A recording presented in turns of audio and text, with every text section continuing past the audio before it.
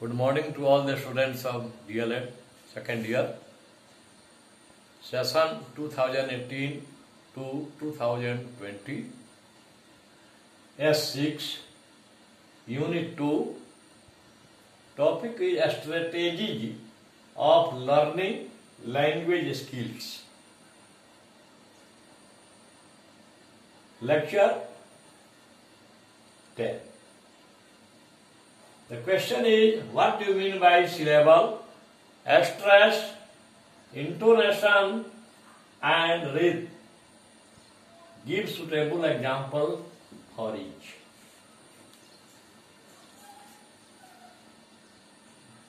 First of all, you shall discuss about syllable. A group of words having at least one vowel sound each are called syllables. Vowel sounds is called syllable. It is of many kinds, such as monosyllable और monophthings. Mono का अर्थ होता है एक. Mono means one, single.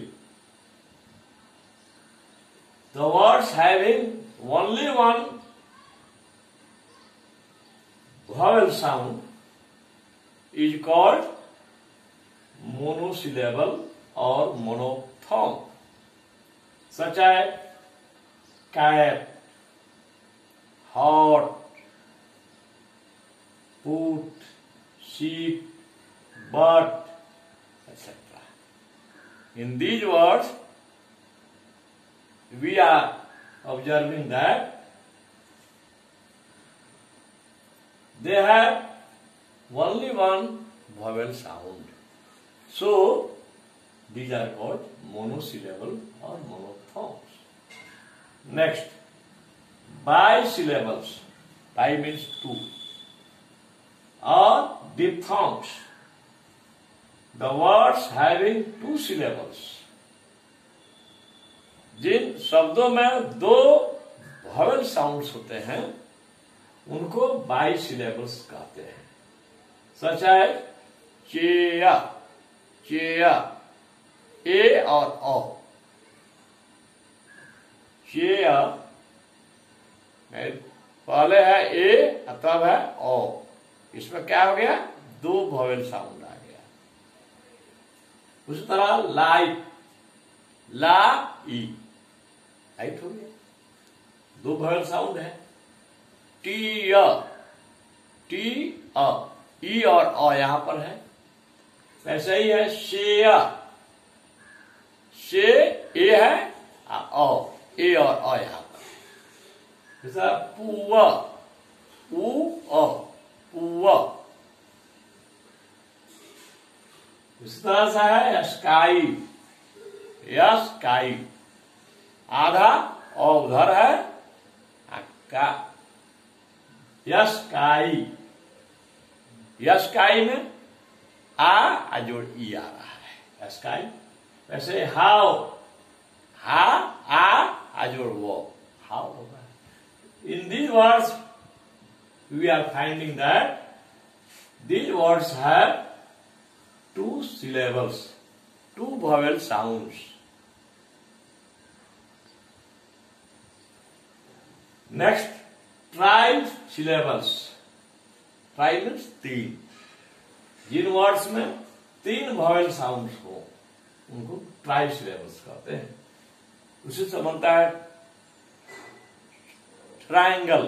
Triangle मतलब तीन angle वाला जो आकृति होती है, ज्यामितीय आकृति, उसको ट्रायंगल कहते हैं. ऐसे ही है ट्राइसिलेबल्स. तीन सिलेबल जिसमें हो, तीन वॉवेल साउंड जिसमें हो. ऐसे the words having three syllables, three vowel sounds are called trisyllables. Such as holiday. यहां पर गौर करना है. हो, वो है. ली, ई है. डे. तीन ठो यहां पर उच्चारण आ रहा है. तीन उच्चारण यहां पर आ रहा है. यहां पर एक हो गया हो, फिर है ई, फिर यहां पर ए, तीन हो गया। ऐसे ही यहां पर फोटोग्राफी, फोटोग्राफी, तीन इसमें भी आ रहा है, इसीलिए इसको हम कहते हैं ट्राई सिलेबस। अब आइए 4 syllables। The words having 4 syllables, 4 vowel sounds are called 4 syllables, such as education,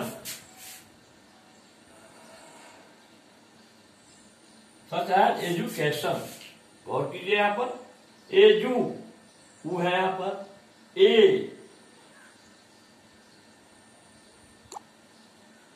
ई पहले है ए, फिर यहां पर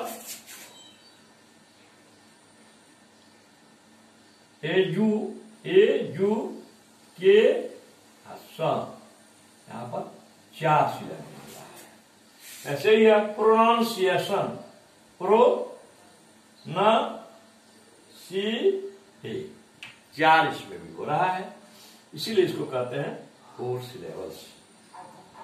अब आइए स्ट्रेस। स्ट्रेस का सामान्य अर्थ होता है, the common meaning of this word is emphasis। The emphasis on the syllable is called stress। Syllable पर जोर देना यही स्ट्रेस होता है।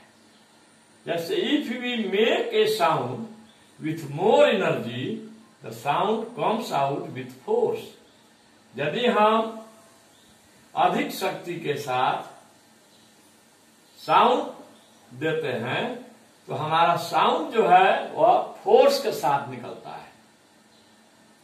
But when it is done with less energy, जब हम इसको कम जोर देकर निकालते हैं, कम शक्ति के साथ निकालते हैं, तो हमारा जो साउंड है वह कम एनर्जी के साथ निकलता है।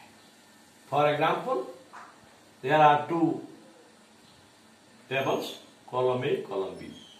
Column A, see finger, answer, dictionary etcetera. Finger में हम देख रहे हैं in the first column under column A, finger, 2 part है यहां पर, एक तो फिंग, एक तो ग। उच्चारण अधिक कहां आ रहा है? फिन पर। The more emphasis is given on fin, first part. The more emphasis is given on answer. उसके बाद उच्चारण सेकंड पार्ट पर क्या हो जाता है? कम हो जाता है। डिक्शनरी, डिक पर अधिक उच्चारण है, तो इसमें हम देखते हैं क्या कि अब मोर एनर्जी के साथ फर्स्ट पार्ट वाला जो उच्चारण है, इसमें मोर एनर्जी के साथ हम साउंड निकालते हैं और इसमें काफी फोर्स होता है। अब इसको देखेंगे कॉलम बी में, विच डम, यहां पर है सेकंड पार्ट में डम पर अधिक जोर है। रिपोर्ट, रे पर कम जोर है, अब पोर्ट पर ज्यादा जोर है। वर्शिप, व पर कम जोर है, शिप पर ज्यादा जोर है। If we see these 2 columns, we see that emphasis has been given more on the first part of the words given in column A। Column A में फर्स्ट पार्ट पर अधिक जोर दिया गया है, जो अंडरलाइन हम किए हैं, और कॉलम बी में जो है सेकंड पार्ट पर अधिक जोर दिया गया है। ये हो गया स्ट्रेस। अब आइए intonation. The variation of pitch used when speaking is called intonation। बोलते समय जो हमारा पिच होता है साउंड का, उसमें अंतर होता है, वैरी करता है, उसी को कहते हैं इंटोनेशन, जिसको अनुतान भी कहते हैं हिंदी में। It indicates the attitude and emotions of the speaker। यह वक्ता के की प्रवृत्ति और भाव को संकेत करता है, भाव का संकेत करता है। Sometimes it falls but sometimes it rises. Rising intonation, when it rises up, it is called rising intonation. For example, may I come in, sir? May I come in, sir? स पर जाते जाते हमारा उच्चारण जो है बढ़ रहा है ऊपर की ओर, क्योंकि जब तक हमारा उच्चारण ऐसा नहीं होगा कि सर उसको सुने या मैम सुने या मिस सुने, तब तक उनका ध्यान हमारे तरफ नहीं आता है। तो मे आई कम इन सो, सो पर जाते जाते हमारा उच्चारण और pronunciation is going upwards, rising up. But so far as falling intonation is concerned, when we order, when we command someone, the intonation goes from high to low, such as shut the door, shut the door। First part पर क्या है, अधिक जोर है, यहां पर हम command कर रहा है कोई, इसमें जो है स्वर पर अधिक जोर है, यहां पर शट पर अधिक जोर है। Shut the door, close the window. अब आएंगे हम लोग rhythm. It is the musical aspect of language and makes pronunciation appealing. यह जो है लैंग्वेज का म्यूजिकल संगीतात्मक पक्ष है और उच्चारण को अधिक अपील करने के योग्य बनाता है। If a harmonium master plays on his harmonium, his fingers move forward from one end to another end. For example,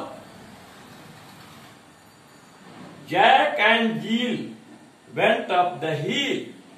Jack and Jill went up the hill. Jack and Jill में last में Jill जो है उसी से मिलता जुलता है यहाँ पर hill। दोनों का प्रोनाउंसिएशन का जो इंटोनेशन है वह एक है। It makes a lesson more interesting.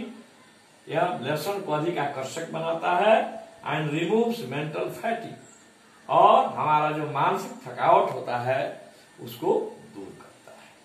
Thanks.